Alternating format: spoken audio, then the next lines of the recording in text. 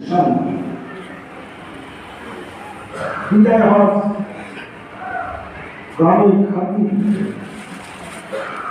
2 লক্ষ হাজি হজ সম্পাদন করে বললেন,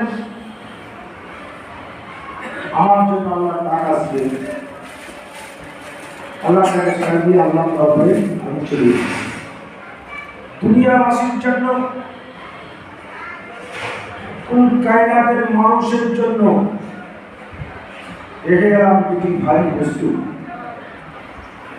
এই দুটিকে যারা আঁকড়িয়ে ধরবে তারা পথভ্রষ্ট হবে। কোরআন এবং হাদিস আর আহলে বায়াত। আল্লাহ নবী বলেন, আহলে বায়াত আমার পরিবার বর্গের নেই। আহলে বায়াত আল্লাহর নবীর পরিবার বর্গ। কোরআন হাদিস আর আহলে বায়াত যারা কোরআন হাদিস পড়েন, আহলে বায়াতের সাথে সম্পর্ক রাখেন না, এরা কিছুই বোঝেন না কোরআন হাদিস। এদের মধ্যে ইমানি চেতনা, ইসলামিক চেতনা, কোরআনিক চেতনা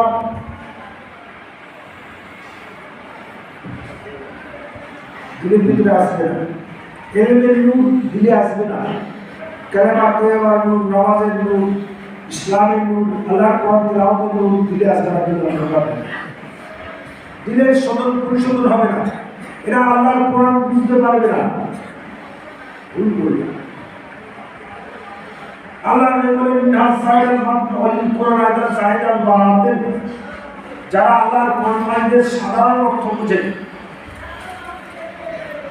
এরা পথভ্রষ্ট।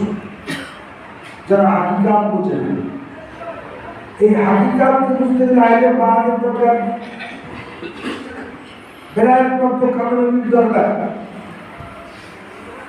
আল্লাহর কোরআন আল্লাহ পর্যন্ত পৌঁছে দেওয়ার কথা হবে।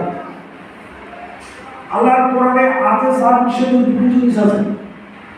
আল্লাহর হুকুমাত আর নিষিদ্ধ।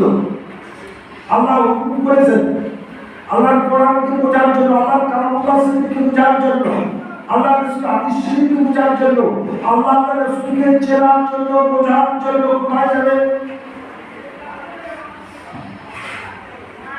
সারা দুনিয়ার আলেম ওলামা মুফতি মুহাদ্দিস মুহাক্কিক মুফাসসিরিন আল্লাহ সম্পর্কে কোনো ধারণা দিতে পারবে না। আল্লাহ নবীর সাথে কিভাবে সম্পর্ক করতে হবে, মাদিয়াওয়ালার সঙ্গে কিভাবে সম্পর্ক করতে হবে, অবশ্যই করবে। আল্লাহ নবীর মহব্বত দিল দুনিয়ায় কি করে আসবে, নবীর মহব্বতের তুফান দিল দুনিয়ায় কি করে উঠবে, এই